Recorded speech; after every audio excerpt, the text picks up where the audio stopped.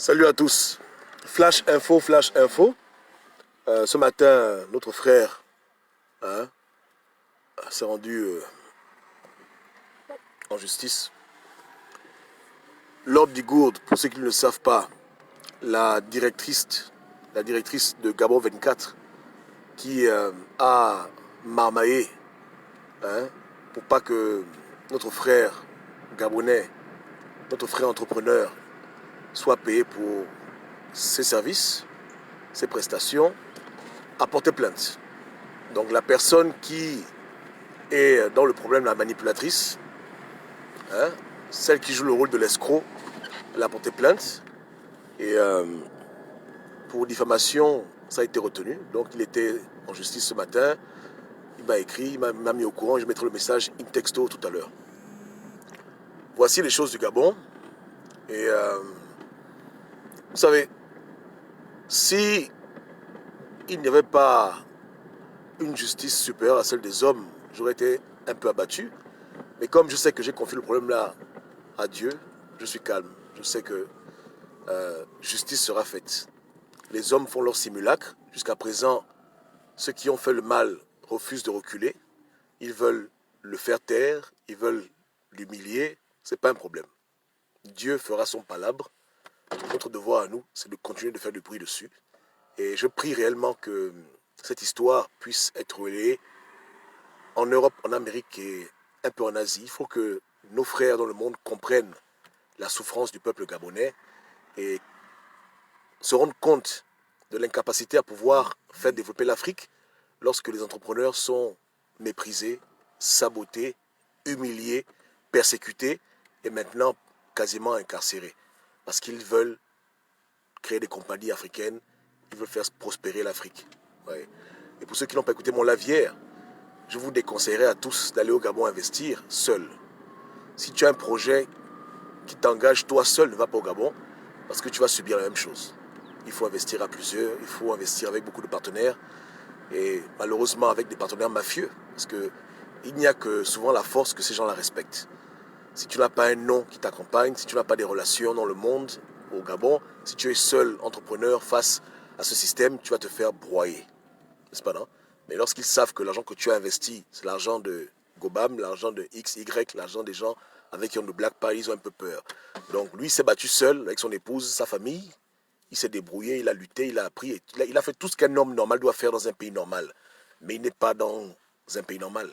Il n'est pas dans une terre normale, il est dans un pays anormal. Et jusqu'alors, en dépit de la honte publique, parce qu'il a tout montré aux gens, ces personnes qui le combattent ne veulent pas reculer. C'est vraiment le comble. C'est le comble. Et un juge gabonais se permet de recevoir cette plainte de diffamation. C'est triste. Ouais, non? C'est le manque de solidarité dans le monde civil, dans le monde juridique, toujours en faveur du blanc, du colon, et des gens qui sont derrière le colon et le blanc qui manipulent. Ça fait mal. Ça fait mal d'être au Gabon et de vivre ça. Je me mets à sa place. C'est scandalisant. Surtout lorsqu'il est français et qu'il pouvait rester en France, travailler, aujourd'hui avoir une bonne carrière et même ouvrir une entreprise en France. Pourquoi pas? N'est-ce pas? Sacrifier son temps pour son pays et être ainsi traité, il n'y a pas pire humiliation pour un intellectuel, pour un travailleur, pour un homme qui se débrouille. C'est très triste. C'est très triste. Donc, vraiment, Dieu va s'en charger. Moi, je dis que quand les juges ne sont pas compétents pour régler une affaire, lorsque les hommes montrent qu'ils ont atteint leurs limites, il reste toujours l'option de Dieu et Dieu fera son travail. Et Dieu fera son travail. Lord Bigourde, elle a eu son message. Elle s'entête dans le désordre, c'est elle-même.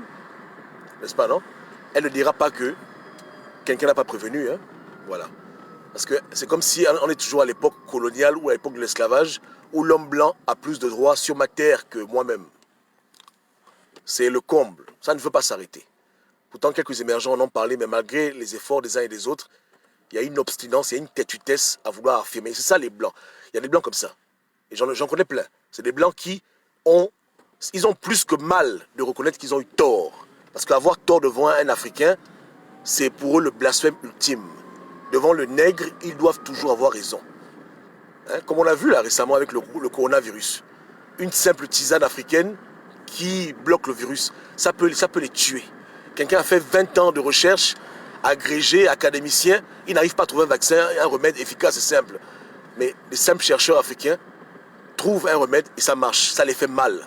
Donc il y a l'orgueil dedans. Il y a l'ego d'une femme qui pense qu'elle est supérieure aux autres en terre africaine. Il y a l'ego blanc dedans. Il y a l'ego de la femme blanche qui rentre dans l'équation, avec tous ceux qui sont avec elle, qui ne veulent pas admettre qu'ils ont eu tort. N'est-ce pas, non? Voilà. Mais ce n'est pas un problème. S'ils refusent d'admettre qu'ils ont eu tort et rendre l'argent à cet homme, Dieu sait comment il va s'arranger pour les mettre à terre. Parce que tout genou va fléchir. Quand tu as tort, tu as tort. Point barre. Terminé. Donc, soutien massif à cet entrepreneur. Continuez de prendre sa photo dans vos profils. Hein, que tout le monde allume son profil. Faites le relais. Activez vos réseaux. Le groupe est là sur WhatsApp. Je mettrai le lien tout à l'heure. Vous pouvez le rejoindre. Soutenons-le. Parce que lui, c'est nous et nous, c'est lui. N'est-ce pas, non? Voilà. Que Dieu nous aide. On est ensemble.